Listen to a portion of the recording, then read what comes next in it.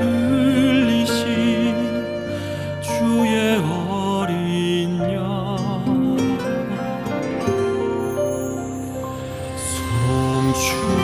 송축하리 내 영으로 주의 보혈 나의 죄 사했으니 내가 정결함으로 주를 찬양하리라. 사랑의 왕의 왕 주께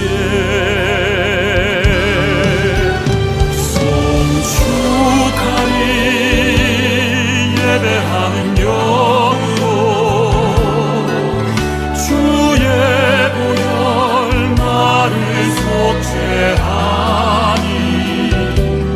내가 기쁜 마음으로 주를 찬양하리라. 평화의 왕 되신 예수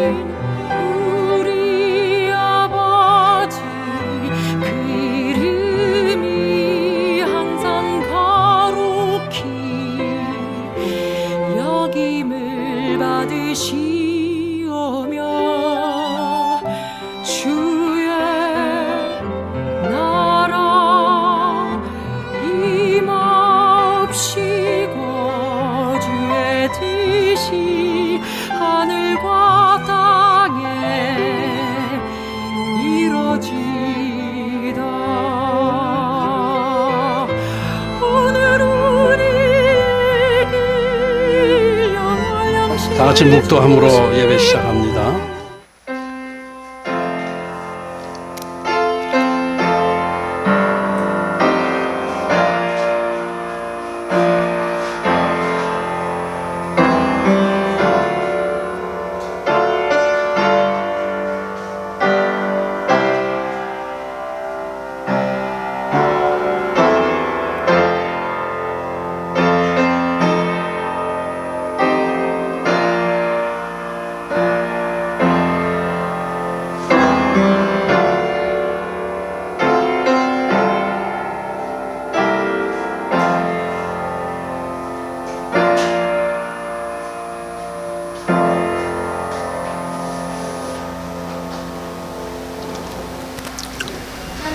하늘에 계신 우리 아버지여, 이름이 거룩히 여김을 받으시오며 나라의 임하옵시며 뜻이 하늘에서 이룬 것 같이 땅에서도 이루어지이다.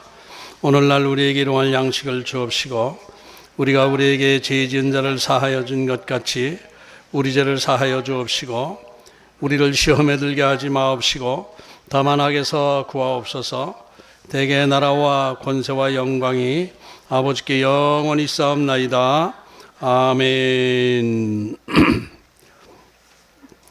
다 같이 교동문 52번을 교독하겠습니다. 교동문 52번 시편 119편입니다. 청년이 무엇으로 그의 행실을 깨끗하게 하리이까? 주의 말씀만 지킬 따름이니이다.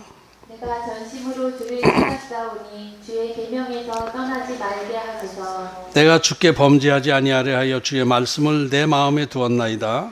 찬송을 받으신 주 여호와여, 주의들을 내게 가르치소서. 내가 주의 법도들을 작은 소리로 읊조리며 주의 길들에 주의하며 주의 율례들을 즐거워하며 주의 말씀을 잊지 아니하리이다. 주의 법이 나의 즐거움이 되지 아니하였다면 내가 내 고난 중에 멸망하였으리이다. 내가 주의 법도들을 영원히 잊지 아니하오니 주께서 이것들 때문에 나를 살게 하심이니이다. 나는 주의 것이오니 나를 구원하소서. 내가 주의 법도들만을 찾았나이다. 악인들이 나를 멸하려고 엿보으나 나는 주의 증거들만을 생각하겠나이다. 내가 보니 모든 완전한 것이 다 끝이 있어도 주의 계명들은 심히 넓으니이다. 내가 주의 법을 어찌 그리 사랑하는지요. 내가 그것을 종일 작은 소리로 읊조리나이다. 아멘.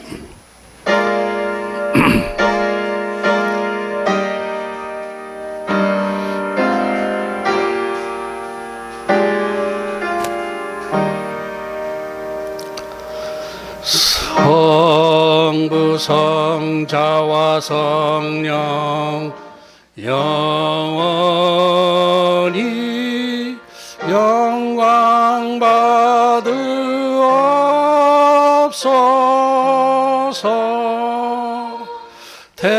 태초로 지금까지 또 길이 영원무궁 영광 아멘 아멘. 전능하사 천지를 만드신 하나님 아버지를 내가 믿사오며 그의 아들 우리 주 예수 그리스도를 믿사오니 이는 성령으로 잉태하사 동정녀 마리아에게 나시고 본디오 빌라도에게 고난을 받으사 십자가에 못 박혀 죽으시고 장사한 지 사흘 만에 죽은 자 가운데서 다시 살아나시며 하늘에 오르사 전능하신 하나님 우편에 앉아 계시다가 저리로서 산 자와 죽은 자를 심판하러 오시리라. 성령을 믿사오며 거룩한 공회와 성도가 서로 교통하는 것과 죄를 사하여 주시는 것과 몸이 다시 사는 것과 영원히 사는 것을 믿사옵나이다. 아멘. 다 같이 찬송가 40장 부르시고 기도하시겠습니다. 찬송가 40장.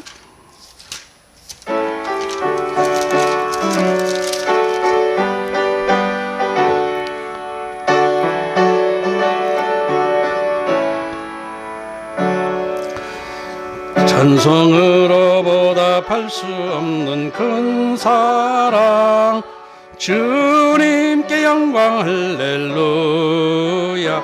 형제 자매 모두 함께 모여 찬송해 주님께 영광 할렐루야.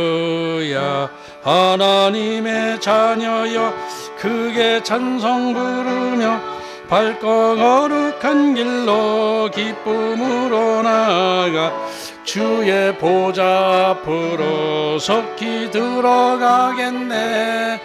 주님께 영광 할렐루야. 우리 받은 주님 은혜 한량 없도다. 주님께 영광 할렐루야. 기쁜 찬송 부르면서 천국 가겠네. 영광 할렐루야. 하나님의 자녀여 크게 찬송 부르며 밝고 거룩한 길로 기쁨으로 나아가 주의 보좌 앞으로 속히 들어가겠네. 주님께 영광 할렐루야. 잠시 후에 우리 모두 주를 보겠네. 주님께 영광 할렐루야. 영광스런 보좌 위에 거룩하신 주 주님께 영광 할렐루야. 하나님의 자녀여 크게 찬송 부르며 밝고 거룩한 길로 기쁨으로 나아가 주의 보좌 앞으로 속히 들어가겠네. 주님께 영광 할렐루야. 만국 백성 천국에서 소리 높여서 주님께 영광 할렐루야. 영원토록 주의 공로 찬양하겠네. 주님께 영광 할렐루야. 하나님의 자녀여 크게 찬송 부르며 밝고 거룩한 길로 기쁨으로 나아가 주의 보좌 앞으로 속히 들어가겠네. 주님께 영광 할렐루야.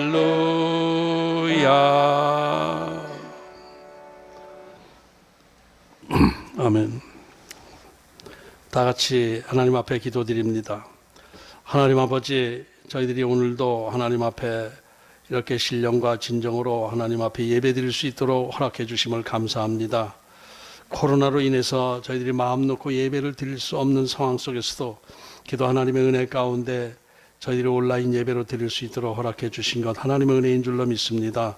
더욱더 하나님 앞에 더 겸손한 모습으로 엎드리기를 원합니다.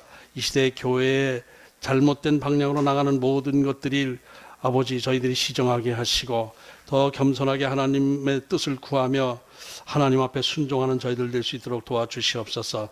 살아계신 하나님께서 모든 것을 주관하고 계시고 이끌어가 주시는 것을 믿습니다. 이 상황 속에서도 하나님의 뜻이 계시고 하나님이 우리를 향하신 뜻을 저희들이 이제 알게 해주시건 하나님의 뜻이 계신 줄로 믿습니다. 예배의 기근, 인생의 기근 앞에서 저희들 하나님 앞에 엎드립니다. 나라의 경제가 어려워지고 있고 또 예배를 드리지 못하는 상황 속에서 믿음에서 멀어져가는 아버지 성도들도 있습니다. 하나님 저들의 믿음을 붙잡아 주시고 더욱더 하나님께 가까워지는 기회가 될 수 있도록 도와주시옵소서. 모든 것은 하나님의 주권 안에서 이끌어지고 있고 하나님의 선하신 계획 안에서 이끌려가고 있는 줄로 믿습니다. 하나님, 이 아버지 모든 상황 속에서 이 하나님의 선하신 뜻을 깨닫고 반듯하게 하나님의 뜻을 향해 나아갈 수 있는 저희들 되게 도와주시옵소서. 오늘 예배 가운데도 각 처소에 아버지 뿔뿔이 흩어져서 각각 예배를 드리고 있지만은 저희들의 예배는 한 성령 안에서 하나님 앞에 드린 줄로 믿습니다. 성령 안에서 하나 되어 하나님 앞에 영광 돌리며 찬양하는 저희들 될 수 있도록 붙들어 주시옵소서. 하나님께서 저희들을 향하신 모든 그 계획을 이 시간 아버지 깨닫는 시간 되게 하시고 하나님의 은혜를 경험하는 시간 되게 하여 주옵소서. 말씀 가운데 성령님 역사하여 주시어서 말씀 가운데 놀라운 하나님의 역사를 경험하는 시간 될 수 있도록 도와주시옵소서. 우리 모든 예배를 주님께서 받아주심을 믿사옵고 예수님의 이름으로 기도드리옵나이다. 아멘.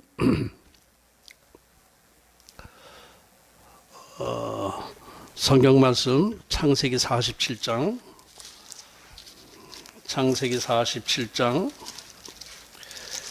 13절로부터 26절까지 제가 봉독하겠습니다. 기근이 더욱 심하여 사방에 먹을 것이 없고 애굽 땅과 가나안 땅이 기근으로 황폐하니 요셉이 곡식을 팔아 애굽 땅과 가나안 땅에 있는 돈을 모두 거두어 들이고 그 돈을 바로의 궁으로 가져가니 애굽 땅과 가나안 땅에 돈이 떨어진지라 애굽 백성이 다 요셉에게 와서 이르되 돈이 떨어져 싸우니 우리에게 먹을 거리를 주소서 어찌 주 앞에서 죽으리이까. 요셉이 이르되 너희의 가축을 내라. 돈이 떨어졌은즉 내가 너희의 가축과 바꾸어 주리라. 그들이 그들의 가축을 요셉에게 끌어오는지라. 요셉이 그 말과 양떼와 소떼와 나귀를 받고 그들에게 먹을 것을 주되 곧 그 모든 가축과 바꾸어서 그 해 동안에 먹을 것을 그들에게 주니라.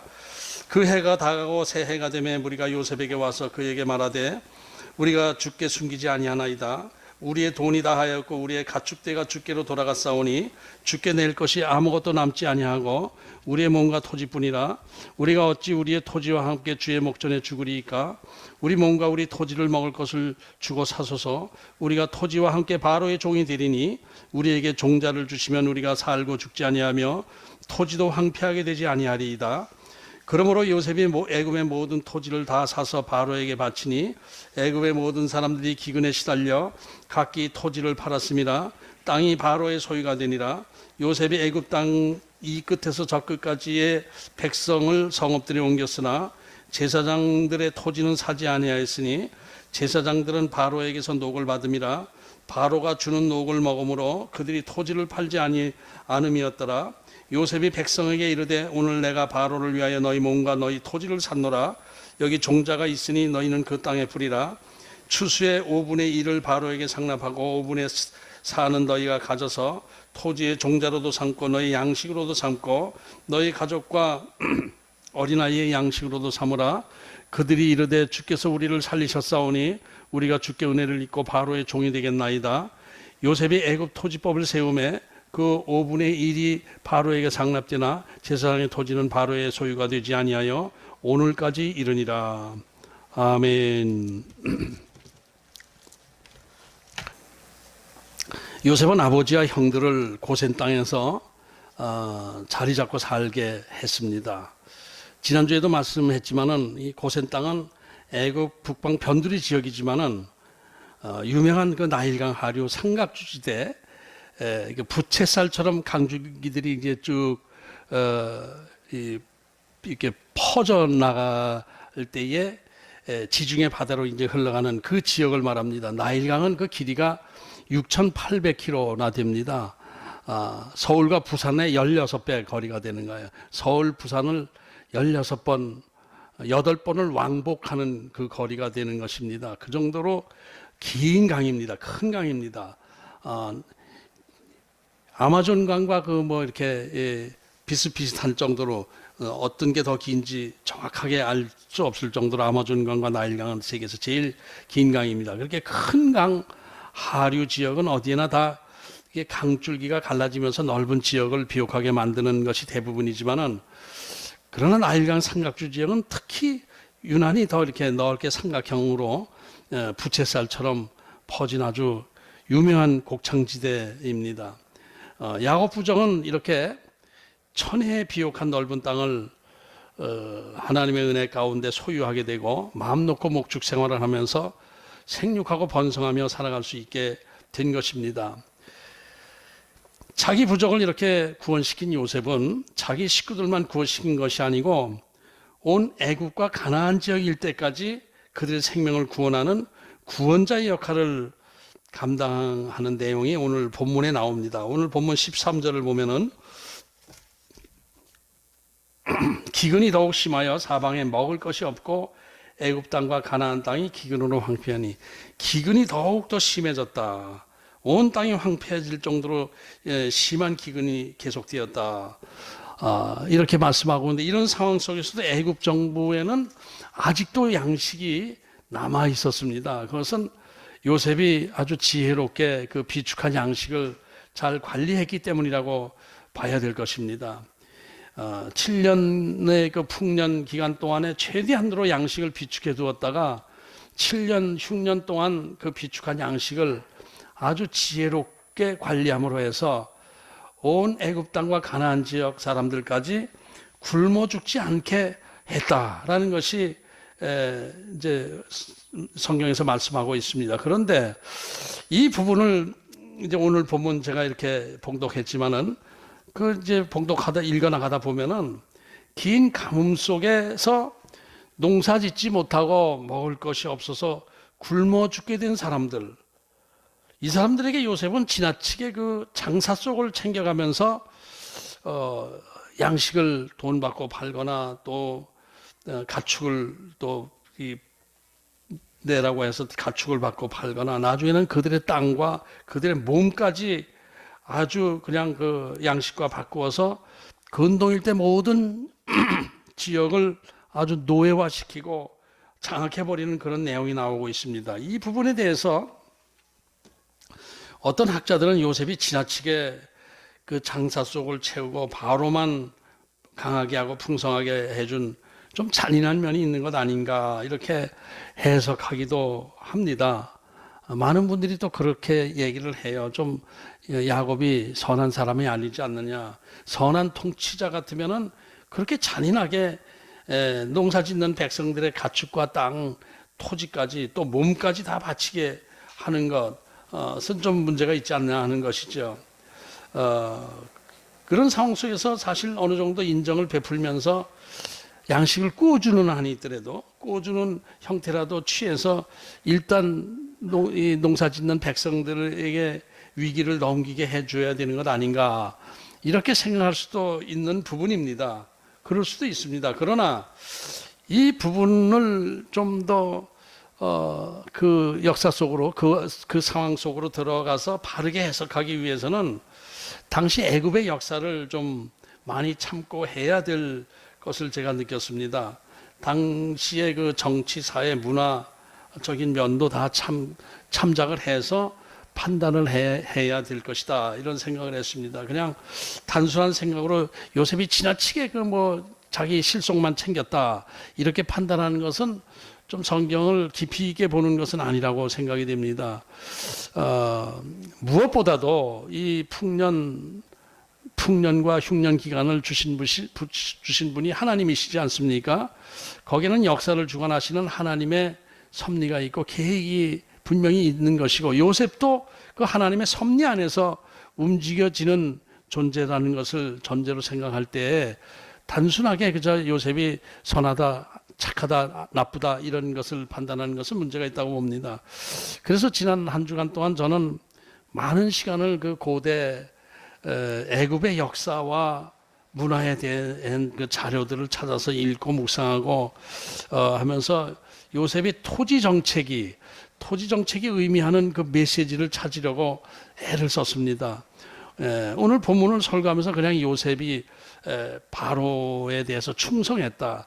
정직하게 이렇게 많은 이익을 취할 때 자기가 자기 이속을 챙기지 않고 다 바로에게 바치고 성실하게 정직하게 나라에 충성했다. 이런 부분만을 이렇게 교훈으로 삼는 것은 뭔가 좀 말씀의 핵심에서 좀 벗어나는 느낌을 갖게 되는 것이죠. 그래서 전체적으로 구속사적인 관점에서 오늘 말씀을 묵상하면서 성경에서 왜 이 요셉의 정치적 행동, 토지 정책에 대한 내용을 그렇게 자세하게 길게 기록했나 하는 것에는 분명히 어떤 하나님의 영적 메시지가 있을 것이라는 생각이 들어서 오랜 시간을 묵상을 하면서 고대 애굽의 역사와 문화를 또 한 편 파헤쳐 보기도 했던 것입니다.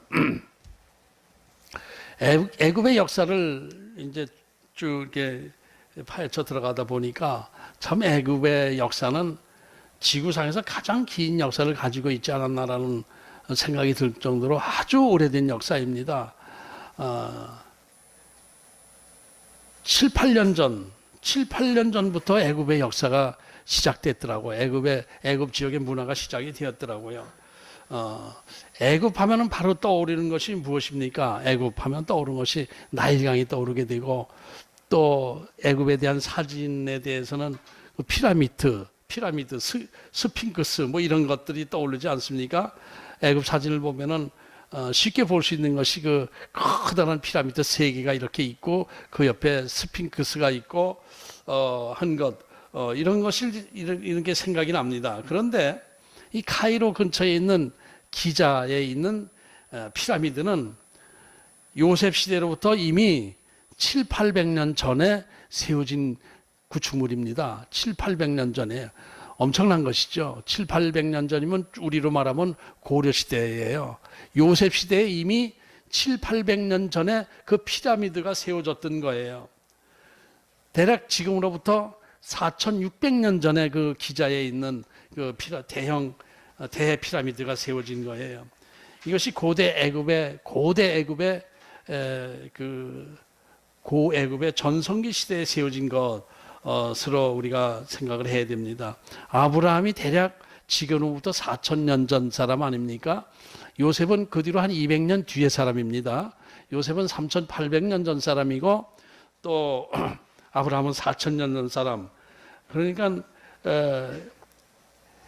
요셉 시대에도 이미 오래전에 세워진 그 유물이라고 봐야 돼. 문화재 유물이라고 봐야 돼요. 그렇게 오래된 거예요. 스핑크스가 피라미드가. 그 애굽의 역사도 이게 그렇게 파헤쳐 올라가다 보면은 그렇게 순탄한 것이 아니었더라고요.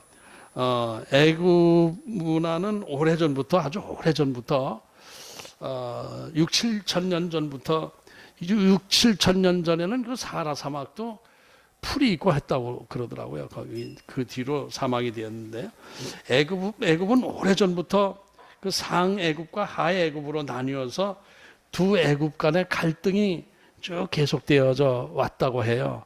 이 상애굽, 하애굽 이것은 상애굽은 저 아프리카 남단 그 나일강 상류 쪽을 얘기해요. 그게 상애굽이에요. 그리고 북쪽으로 올라와서 고센 지역은 하애굽. 남북으로 보면 상하가 좀 바뀐 것 같아요.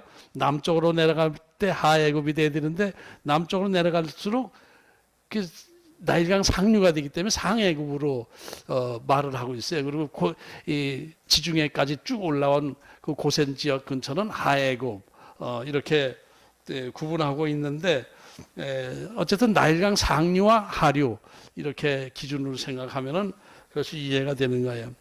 그런데 이 애굽은 어쨌든 고대로부터 상애굽과 하애굽을 나뉘어서 서로 싸우고 있어요.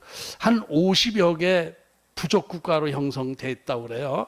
50여 개 부족 국가로 형성됐다고 그러는데 그러면서도 이제 상하가 갈려지는 거예요. 에티오피아쯤 해가지고 상이 되고 또 그 위로는 하가 되고 이렇게 부족 간의 갈등이 있고 이렇게 됐었는데 이때에 어떤 강한 왕이 나타나서 그 평정을 하면은 상하 애굽이 통일되고 이제 통일이 되고 한 통일 국가가 되는 거예요. 그러다가 국력이 약해지게 되면은 또 다시 상하 애굽이 갈라져서 부족 국가 간에 또 다툼이 있고 좀 그 강한 부족장들이 서로 왕노로 달려고 또 막 분열 왕국이 이 시대가 되고 이렇게 됐던 것입니다.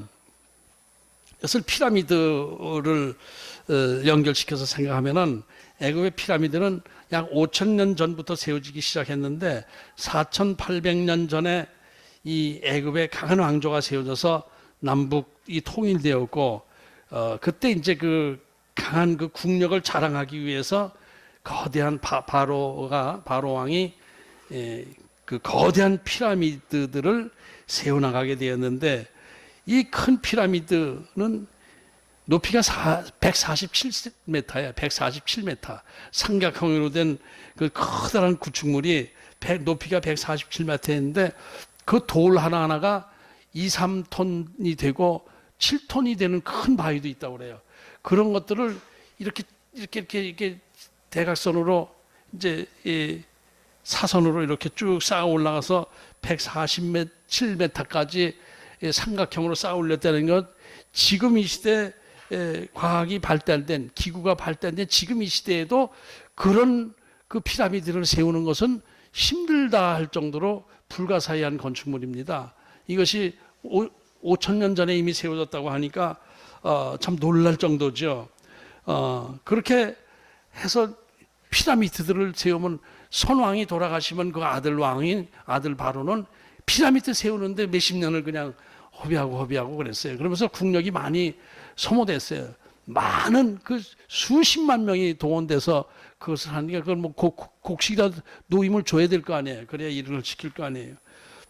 이렇게 돼서 국력이 많이 소모되었는데 그러다가 그 기근이 또 큰 기근이 생겼대요. 그때에 4,500년 전에 큰 기근이 생기면서 그 큰 그 피라미드 문화가 망한 거예요. 피라미드가 그 다음부터는 없어진 거예요. 4,500년 전까지만 세워놓고 그 뒤로는 피라미드가 세워진 적이 없다는 거예요.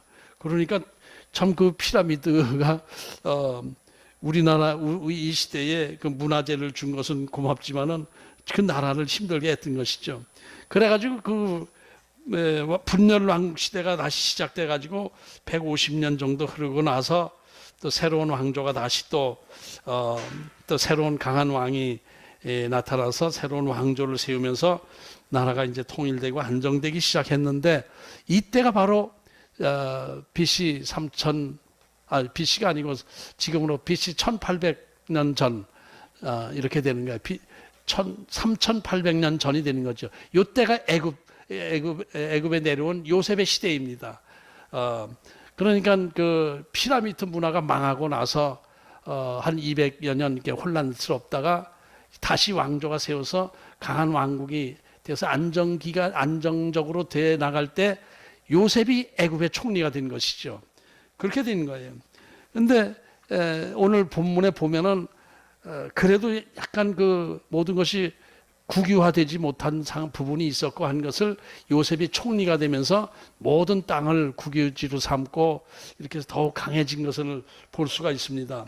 오늘 본문 14절에 보면은 요셉이 돈을 받고 곡식을 팔았다 이렇게 했는데 돈을 받고 곡식을 팔았다 하는 것을 그냥 단순하게 생각하면은 그냥 개인 장사꾼처럼 그저 한 가장이 와가지고 우리 쌀 한 2가마만 주세요. 그러면 또 쌀 2가마 팔고 이렇게 해서 그렇게 장사했다고 볼 수는 없어요. 전체적으로 이것은 각 지역 부족장들에게 큰 덩어리로 이렇게 팔고 남겨주고 한 그런 것으로 우리가 보는 게 옳을 것 같아요. 이게 지금 그 큰 애굽의 큰 나라 총리가 쌀 장사하고 곡식 장사하고 뭐 여기 2가마 달랜다 여기 3가마 달란다 이렇게 하면서 언제 그 일을 다 처리하겠습니까? 그러니까 부족 단위로 부족장들 부족의 대표들이 와가지고 우리 부족들이 지금 힘든 상황에 있으니까 뭐 쌀 뭐 한 200가마만 주십시오. 뭐 이렇게 밀 한 500가마만 주십시오. 뭐 이런 식으로 그런 식으로 돼서 남겨주고 부족장들에게 팔았다라고 생각하는 것이 좀 더 사실적일 것 같아요. 왜냐하면 당시 애굽의 모든 땅들은 원칙적으로 개인 소유가 없었어요. 개인 소유가 없고 다 국유지였는데 그것이 국유지라고는 하지만은 한 50여 개 부족 국가가 있다고 그랬잖아요. 그 부족장 소유로 이렇게 나눠져 있었던 것을 통일한 것이죠. 그러니까 대개는 다 부족장들 땅이라고 하는데 이게 그 부족 지역에 이제 가뭄이 들고 기근이 들었을 때에 부족장이 애굽 왕에게 이제 와서 부탁을 하고 이렇게 됐다고 이제 볼 수가 있는 것입니다. 그런데 그런 분위기 속에서 이제 통일 왕국의 바로는 애굽 전체를 다스려 나갔던 것으로 봐야 됩니다. 그러니까 오늘 본문에서 양식을 구하러 왔다고 하는 사람들은 각 부족의 대표라고 이렇게 생각하면 될 거예요. 무리들이라 이렇게 얘기했는데 모든 백성이 그 줄을 서서 기다렸다 뭐 이런 내용은 아니지 않습니까? 그래서 이 지역별로 이렇게 나누어 준 것으로 큰 공물을 받고 이렇게 했던 것으로 국고 수입으로 잡았던 것을 볼 수가 있어요. 15절에 보면 애굽 땅과 가나안 땅에 돈이 떨어지니라. 이게 애굽 땅만 그런 것이 아니라 가나안 땅까지 다 돈 주고 이제 곡식을 사갔는데 돈이 다 떨어졌어요. 이제 돈이라는 건 금부치, 은부치들 그 당시에는 금은부치라고 봐야 되겠죠. 그 사갔는데 1, 2년으로 끝난 것이 아니라 3년차, 4년차가 돼도 계속 되니까 이제 가지고 있던 돈들이 다 동이 나버렸어요. 다 떨어지고 만 거예요. 그러니까 이제 사람들이 이제 빈손으로 요셉에게 와서 사정을 하는 것입니다. 우리가 가지고 있던 돈 다 떨어졌습니다. 금은부치 하나도 없습니다. 귀걸이, 목걸이, 코걸이 다 들었는데 없습니다. 그러니 우리가 굶어 죽을 수는 없지 않겠습니까? 총리께서 좀 도와주십시오. 이렇게 사정을 하게 되니까 요셉이 그러면 너희들이 기르고 있는 가축들을 가져와라. 가축들하고 바꿔주마. 이렇게 된 거예요. 17절에 보면은 그들의 가축을 요셉에게 끌어오는지라 요셉이 그 말과 양떼와 소떼와 나귀를 받고 그들에게 먹을 것을 주되 그 모든 가축과 바꿔서 그 해 동안에 먹을 것을 그들에게 주니라. 1년 가축들을 받고 1년 먹을 것을 준 거예요. 1년 먹을 양식을 준 거예요. 이 가축들이 뭐라고 그랬죠? 소, 말, 소, 나귀, 양 이런 것들이라고 그랬어요.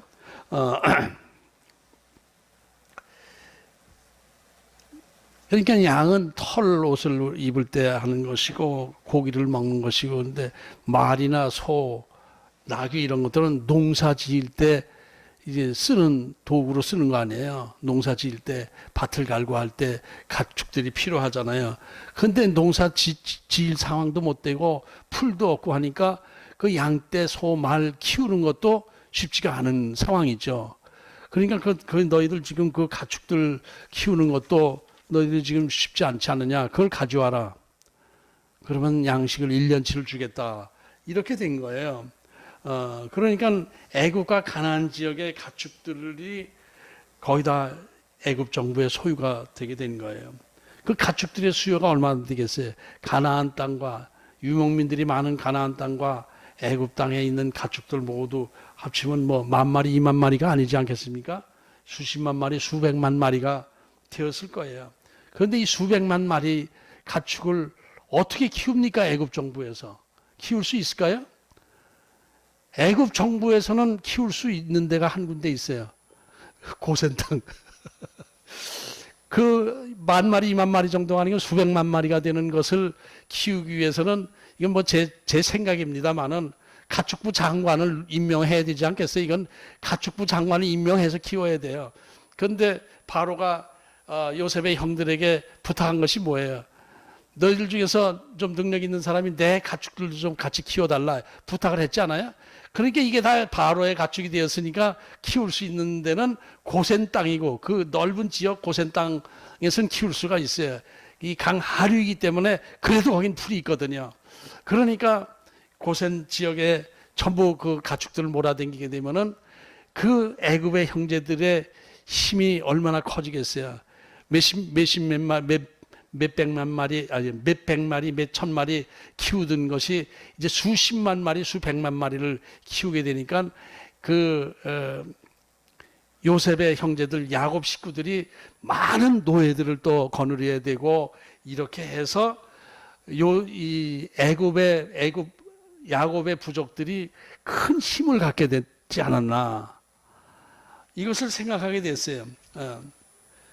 그러니까 고센 지역만 이렇게 쭉 퍼져서 거기만 그렇지 나머지 애굽 땅이라는 것이 그 당시 애굽 그 문화를 보면은 나일강이 쭉 그 아프리카 남단으로 이렇게 흘러가잖아요. 그 부분에 빅토리아 호수도 있고 여기 이렇게 몇 가지 갈라져요. 이렇게 갈라지는데 그 강 옆에 한 2-3km만 풀이 좀 있고 나머지는 사하라 사막에 다 강만 있고 나머지는 다 사막이에요.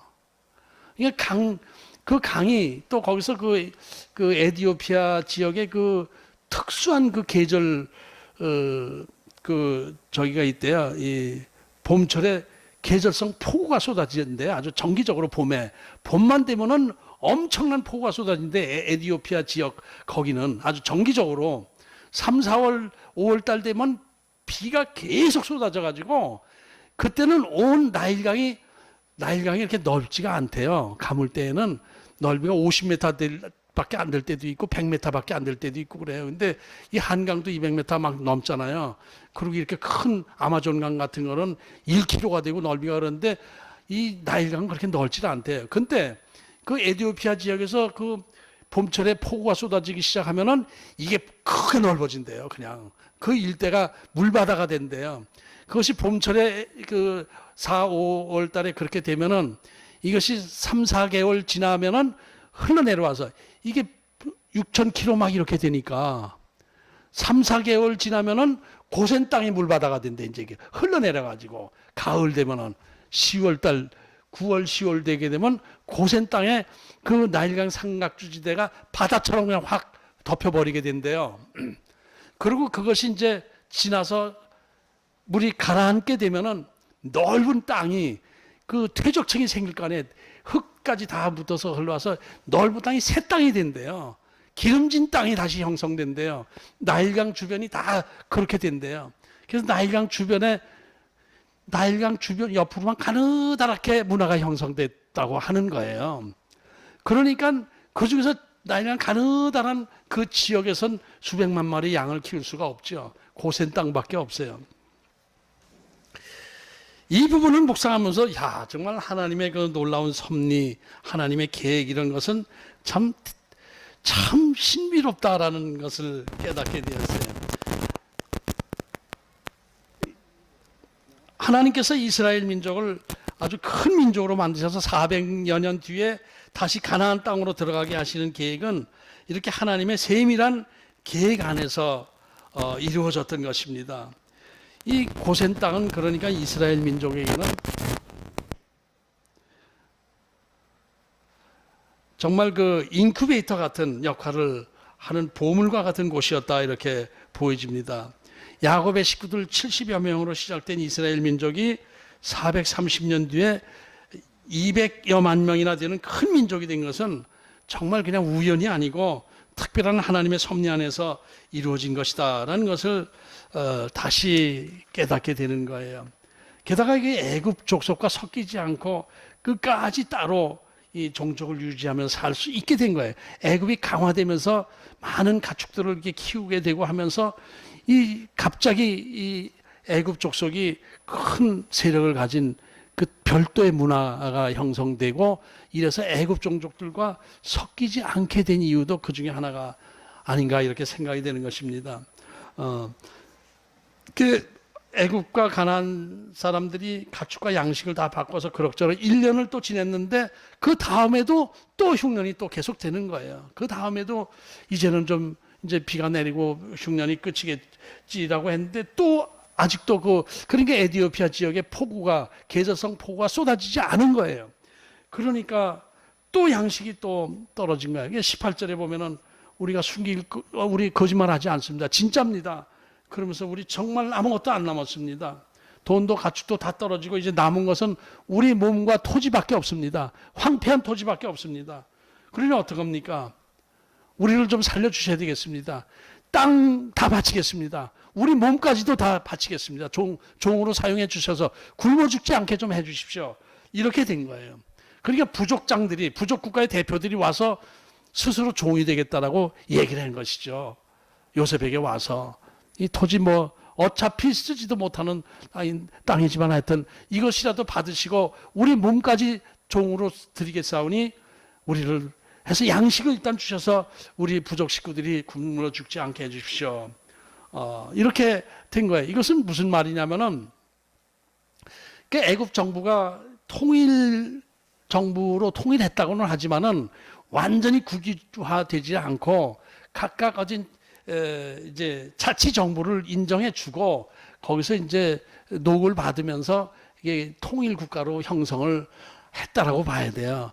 아직 그럼에도 그 호족들, 부족 대표들은 힘을 갖고 있었던 것이죠. 근데 이번 그 흉년 기간을 통해서 완전히 다 아주 중앙 정부의 국유지로 만들어 버리고 우리들은 그냥 그 땅 관리하는 종의 신분이 되겠습니다. 내 땅, 내 소유로 하는 것이 아니라 나라의 땅을 우리가 그냥 갈아 나가는 종이 되겠습니다. 이렇게 얘기된 거예요. 그러니까 이제 이 애굽의 국력이 굉장히 강화된 것이죠. 요셉으로 인해 가지고 모든 것이 국유화됐으니까 정말 그 하나님께서 이스라엘 민족을 큰 민족으로 번영하게 하기 위해서 애굽 왕도 강하게 만들어 주시고 또 많은 가축들을 키우게 하고 이렇게 하면서 한 독립된 문화를 계속 유지할 수 있도록 하나님께서 해주신 것이다. 이런 생각을 하면서 감동을 했어요. 정말 역사를 주관하시는 하나님, 정말 그 섭리에 아주 참 신비스러움, 아주 그런 것을 느끼게 되었어요. 그러면서 끝부분에 가서 퍼뜩 또 다른 영적 메시지가 있다라는 것도 깨닫게 했습니다. 지금까지는 이제 고대 역사를 주관하시면서 나라의 흥망성쇠까지 관리하시는 하나님의 섭리를 쭉 봐왔지만은 이 사건 안에 예수 그리스도의 구원의 섭리가 또 감춰져 있는 것을 깨닫게 되었어요. 요셉을 예수 그리스도의 그림자라고 하지 않았습니까? 요셉이 아버지와 형제들을 회개시키고 구원의 역사를 이룬 것처럼 요셉이 애국과 가나안 족속들을 구원하는 과정에서 어떤 영적 구원의 기본이 이 안에 깔려 있구나라는 것을 깨닫게 하신 거예요. 우리 구원의 핵심은 뭡니까? 구원의 핵심. 내 생명의 주인을 예수님으로 바꾸는 것이죠. 내가 삶의 주인, 생명의 주인이었었는데 이제 나는 내가 주인이 아니고 성령님 예수 그리스도가 내 생명의 주인이 되십니다. 저는 주님의 종입니다. 이것을 고백하는 것이 구원의 조건이 되는 것 아니겠습니까? 내 생명의 주인이 바뀌는 것이 구원입니다. 예수 그리스도의 종이 되는 것이 우리의 구원의 핵심이라고 봐야 되는 거예요. 그런데 우리 스스로가 예수 그리스도의 종이 되겠습니다라고 고백할 때 예수님은 우리를 하나님의 가족, 하나님의 자녀로 삼아 주시는 거예요. 그것이 구원의 은혜인 것입니다. 그러한 내용이 오늘 본문 가운데 또 나타나고 있는 거예요. 19절을 보면은 우리 몸과 우리 토지를 먹을 것을 주고 사소서. 우리가 토지와 함께 바로의 종이 되겠습니다. 이렇게 했는데 자기들 스스로 종이 되겠다고 했잖아요. 종이 되겠다고 했어요. 삶의 주인을 바꾸겠습니다. 이렇게 한 거예요. 완전히 항복을 한 거예요. 하나님 앞에 완전히 항복한 거예요. 바로를 생명의 주인 삼고 종로로 하겠습니다. 이렇게 부탁할 때 요셉은 어떻게 했냐면은 그래. 그리고 지금 농사도 짓지 못하는 황폐한 땅, 쓸모도 없는 땅 이것을 받아준 거예요. 그리고 21절을 보면은 좀 신비스러운 내용이 나와요. 요셉이 애굽 땅 이 끝에서 저 끝까지의 백성을 성읍들에 옮겼으나 그 백성들을 성읍에 옮겨 토지를 팔은 그 사람들을 성읍으로 옮겼다. 이제 너희들 농사 지을 수 없으니까 성으로 들어와 살아라 이것인데 이제 양식을 이제 배급하기 불편하지 않게 옮겼다고도 볼 수 있는데 이 부분을 그 원어적으로 이렇게 해석하면은 번역마다 달라요. 영어 성경도 그렇고 여러 번역에서 백성들을 성읍들에 옮겼다를 백성들을 종으로 삼았다 이렇게 번역해도 돼요. 그것이 두 가지 번역이 다 가능해요. 백성들을 다 종으로 삼았다 이렇게 된 거예요. 다 소작농으로 삼았다 이렇게 보면 그렇게 하면 되는 거예요. 그 다음에 요셉이 뭐라고 그랬냐면 종자를 주면서 나라 땅에 너희들이 씨를 뿌리고 농사를 지어라 이렇게 준 거예요. 땅의 명의를 이전 받았어요. 땅의 소유권을 가졌어요. 그 다음에 그것을 갖고 그것을 자기가 장악해가지고 자기 마음대로 하는 것이 아니라 그 파는 그 사람들에게 다시 내어주면서 너희가 파는 이 땅에 내가 종자를 줄 테니까 심어라. 이 종자를 줄 테니까 심어라라고 한 것은 뭐예요? 내년부터는 이제 기근이 끝난 것이다라는 걸 벌써 7년이 가까이 된 거예요. 이렇게 된 거예요. 그러니까 농사를 너희들이 알아서 지어라. 그리고 80%는 너희들이 양식을 삼고 먹고 20%만 나라에다 세금을 바치면 된다. 이런 행제가 어디 있어요? 그냥 자기 땅 아무 소용도 없는 땅이었고 이렇게 자기네 소유로 해서 지었어도 나라의 세금으로 20% 이상을 냈었는데 소유권을 이전하고 났는데 그대로 너희가 농사 지면서 살아. 20%만 나라의 세금으로 내. 이렇게 된 거예요. 그러니까 이것은 엄청난 혜택을 입게 된 것이죠. 당시 그 자료를 보면 당시 문화에서 애굽 문화에서 소작인들이 그 부족장의 그 농지를 이렇게 농사 지으면은 5대5로 나누었대요. 5대5로. 그런데 8대2로 8을 자기네가 가지니까 소작농지구는 아주 엄청난 이득을 보는 그런 상황이죠. 옛날 우리나라에도 태백산맥 그 소설을 보면은 조정래신가 그 태백산맥을 보면 소작인들이 30%, 지주들이 70%, 30% 얻기 위해서 큰 그 넓은 땅을 농사를 지어준 거야. 그럼 먹을 게 없어요. 먹을 게 없고 이제 굶게 되면 또 지주들한테 꼬 먹고 하다 보면 점점 더 아무것도 안 남아요. 근데 그 태백산맥 거기 보면은 그 중에 착한 지주들은 4대 6으로 한대요. 4를 너희들이 가져라. 그렇게 되면 그게 너무너무 감사해가지고 소작인들이 엎드려 절하고 충성을 다한대. 다른 데 가면 30%밖에 못 받는데 4대 6으로 나눠서 40%를 자기네가 주니까 그게 어디야 10% 더 주는 게. 그렇게 됐다는 건데 8대 2로 8을 소장인들이 갖고 20%만 나라의 세금으로 바치게 되니까 엄청난 혜택을 입게 된 것이죠. 그래서 너무너무 고마워하면서 25절에 그들이 이렇게 얘기한 거예요. 그들이 이르되 주께서 우리를 살리셨사오니 우리가 주께 은혜를 입고 바로의 종이 되겠나이다. 우리를 양식도 먼저 줬잖아요. 또 그냥 1년치 먹을 양식 주고 또 종자 주어서 또 농사도 짓게 하고 20%만 세금 나게 하고 너무너무 감사해서 우리가 은혜를 입고 종이 되겠습니다. 그렇게 고백한 거예요. 이것이 바로 구원의 원리가 이 안에 담겨져 있는 것이죠. 구원의 진리가 보이지 않아요? 스스로 몸과 토지를 나라에 바치니까 요셉이 그들에게 종자를 주고 이제 농사를 짓게 했다는 것은 이제 뭐 물건값 받고 팔고 사고 팔고 하지 않고 너희들이 알아서 농사 지어. 그리고 20% 세금만 내면 돼. 땅은 국유지로 됐지만은 너희들이 알아서 전처럼 그냥 농사 짓고 살면 돼. 자식들 먹여 살리고 그렇게 해. 이것이 얼마나 큰 은혜를 입은 것입니까? 그러니까 종이 되겠습니다. 노예가 되겠습니다. 이렇게 한 것을 자유를 주었어요. 한 식구로 만들어준 거예요. 이제 우리 식구다. 한 식구가 됐으니까 알아서 너희들 농사 지으면서 20%만 그냥 나라에다 바치면 될 거야. 이렇게 얘기를 한 거예요.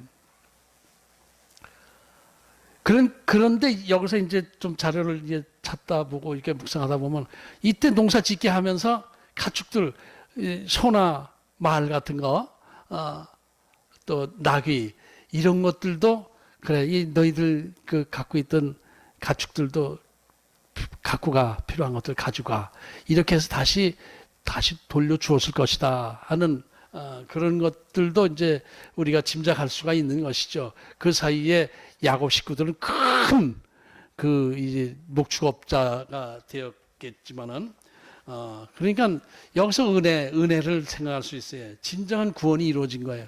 은혜가 무엇이죠? 대가 없이 받은 선물을 은혜라고 그러죠. 하나님으로부터 대가 없이 우리가 받은 것 이것이 은혜예요. 그 은혜를 받고 감사합니다. 제가 주님의 종이 되겠습니다라고 우리가 고백할 때 우리가 하나님의 종이 되겠습니다라고 할 때 하나님께서 우리에게 그래 너희들 내 노예가 되어라 그랬나요? 그래 너희들은 내 자녀가 되었다 이렇게 된 거예요. 그러면서 종자를 주면서 유업을 나누어 주면서 하나님의 자녀로 삼은 것, 그 구원의 진리가 이 안에 감춰져 있다는 것을 발견할 수가 있습니다. 우리가 예수 그리스도 앞에 진정으로 나를 드리고 하나님의 종이 되겠다고 할 때 주께서는 우리에게 자유함을 주셨어요. 자유함을 줬어요. 내 몸까지 다 바치니까 하나님께서 그걸 받으시고 산재물로 받으시고 다시 풀어주면서 자유함을 주신 거예요. 그때 예수님께서 그래 너희들이 우리가 하나님 앞에 종 되겠습니다라고 할 때 예수님께서 우리에게 뭐라고 하시냐면 내가 너희들의 몸값을 치르기 위해서 십자가를 졌으니 너희들은 이제 자유함을 누려라. 노예가 아니고 자유함을 누려라. 하나님의 자녀가 된 것이다. 이렇게 말씀하신 거예요. 그래서 그 애굽의 그 부족장들 가난이 굶어 죽게 된 사람들 토지와 자기 몸을 노예로 바치니까 종으로 바치게 되니까 그때 요셉이 종자 씨를 주면서 그대로 너희들이 알아서 농사 지어서 20%만 나라에 바쳐. 그리고 너희들 알아서 살아가. 이렇게 해준 것. 이것이 우리의 구원의 은총과 연결이 된다는 것을 깨닫게 되었습니다. 주님의 구원의 은총입니다. 지금 이렇게 요셉을 통해서 애굽을 강대한 나라가 되게 하고 또 그 덕에 야곱 부족들도 강한 부족이 되게 하고 이렇게 한 것이 오늘 본문의 전체적인 내용입니다. 결코 요셉이 장사 속에 치우쳐서 잔인하게 그 가난한 사람들을 착취한 것이 아니라 그들을 살려주고 구원시켜준 은혜를 베풀어준 것, 이것이 오늘의 본문의 말씀입니다. 지금 우리가 예수 그리스도의 은혜 안에서 종이 되었다가 자유함을 누리게 되고 구원의 은총 안에 사는 것, 이것이 하나님의 은총입니다. 지난주에 이렇게 이런 자료 보다가 종교개혁 때, 루터 시대 때 유럽의 흑사병이 창궐했어요. 유럽 인구의 절반이 죽고 할 정도인데 루터의 가족들도 몇 사람 죽게 되고 굉장히 힘들었대요. 근데 그 루터는 종교개혁을 그 가운데 일으키면서 그 가운데서도 그 환자들을 돌보고 이렇게 했다고 그러더라고요. 그러면서 이 안에 하나님의 선하신 뜻이 있다, 우리가 회개하자라고 하면서 그 흑사병, 그 고난을 이겨나갔다라는 그런 내용을 제가 읽게 되면서 이 시대에 우리가 하나님의 은혜 안에서 살아가는 우리들이 좀 더 겸손하게 이 어려움을, 이 기근, 인생의 기근, 예배의 기근을 이겨나가면서 하나님의 선하신 뜻을 구하는 우리가 되어야 되겠다라는 생각과 맞물려서 오늘 본문을 묵상해 봤습니다. 기도하겠습니다. 하나님 아버지, 요셉의 토지 개혁에는 우리를 구원시키고자 하는 하나님의 그 영적인 메시지가 깔려 있는 것을 저희들이 발견했습니다. 나를 하나님 앞에 종으로 바칠 때에 예수 그리스도께서 우리의 몸값을 대신 치러주시고 우리에게 자유함을 주시고 하나님의 자녀되게 하셨습니다. 이것이 하나님의 은혜입니다. 지금 코로나로 인해서 여러 가지 어려운 시련에 있지만은, 그러나 이 가운데 하나님의 선하신 뜻, 우리를 복주시기 위한 하나님의 선하신 뜻이 있는 것을 믿고 감사하며 이 어려움을 이겨나가고 하나님 앞에 좀 더 겸손하게 예배하는 저희들 될 수 있도록 도와주시옵소서. 예수님 이름으로 기도합나이다. 아멘. 321장 부르시고 봉헌 기도하겠습니다.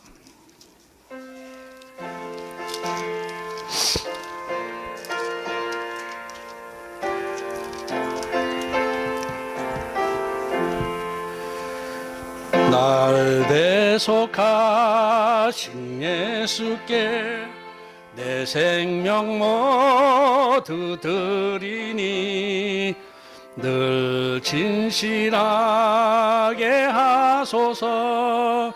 내 구주 예수여, 나 우주 위에 살리라. 없으리. 내 갈 길 인도하소서. 내 구주 예수여, 날 구원하신 예수를 일평생 의지하오니 날 영접하여 주소서. 내 구주 예수여, 나 구주 위에 살리라. 내 기쁨 한량 없으리. 내 갈 길 인도하소서. 내 구주 예수여, 그 십자가에 달리사 날 자유하게 했으니 내 몸과 마음을 쓰게 하소서. 나 구주 위에 살리라. 내 기쁨 한량 없으리. 내 갈 길 인도하소서. 내 구주 예수여. 아멘.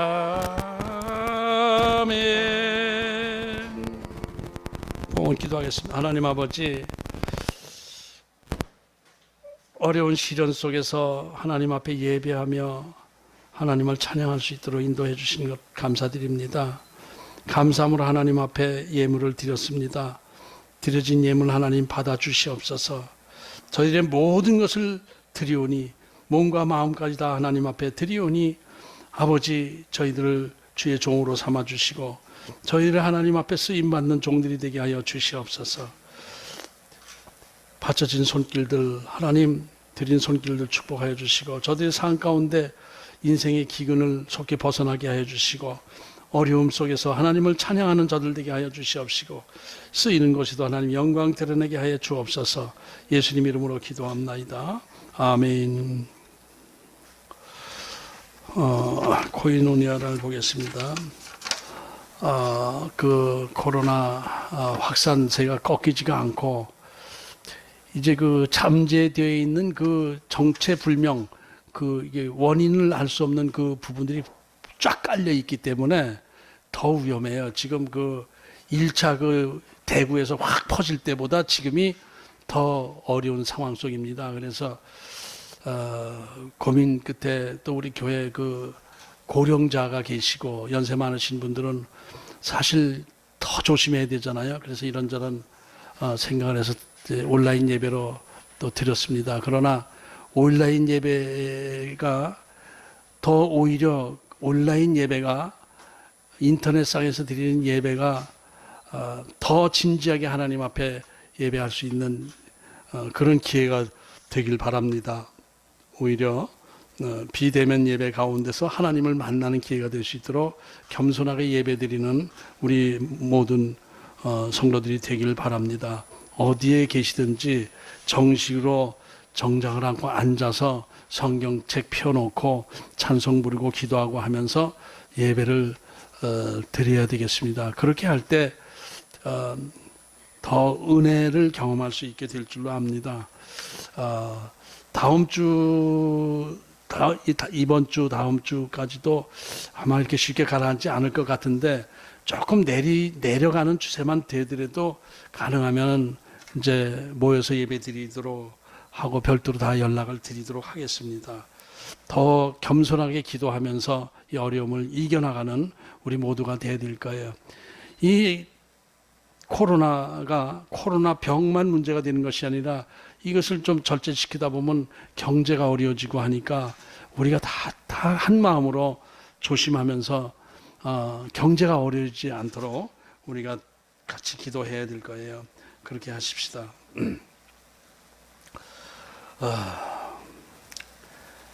그래서 우리 모두가 다 이번 기회가 하나님과 멀어지는 기회가 아니라 하나님과 가까워지는 기회가 될 수 있도록 겸손하게 기도하시는 기간이 되기를 바랍니다. 계속해서 기도해 주시고 다음 주 예배도 주중에 목요일이나 금요일 중에 연락을 드리도록 하겠습니다.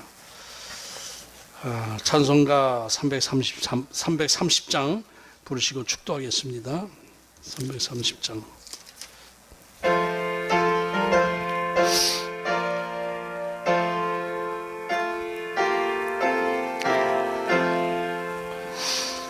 어두운 밤 시내리니 내 직분 지켜서 잔이슬 맺힐 때에 일찍 일어나 해 돋는 아침부터 힘써서 일하라.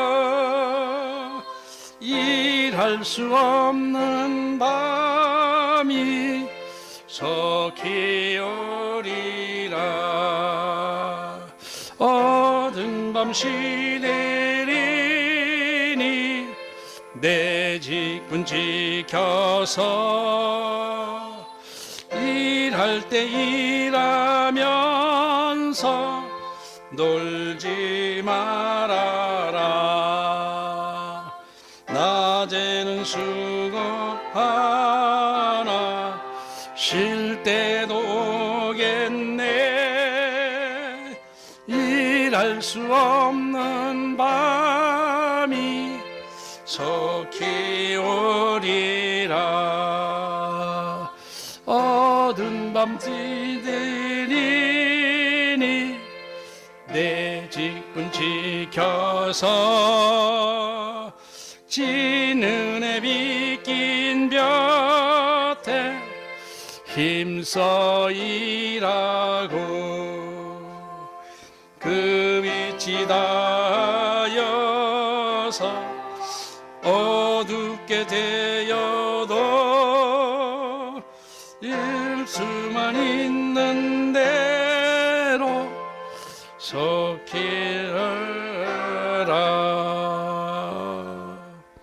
아멘. 축도하겠습니다. 지금은 우리 주 예수 그리스도의 은혜와 하나님 아버지의 만극하신 사랑하심과 성령님의 내주 교통으로 충만하심이 이제 우리 몸과 마음을 하나님 앞에 종으로 다 바치고 하나님 앞에 충성하기로 다짐하고 돌아가시는 모든 성도들 머리 위에 이제부터 영원까지 함께 하실지어다. 아멘. 아멘. 아멘.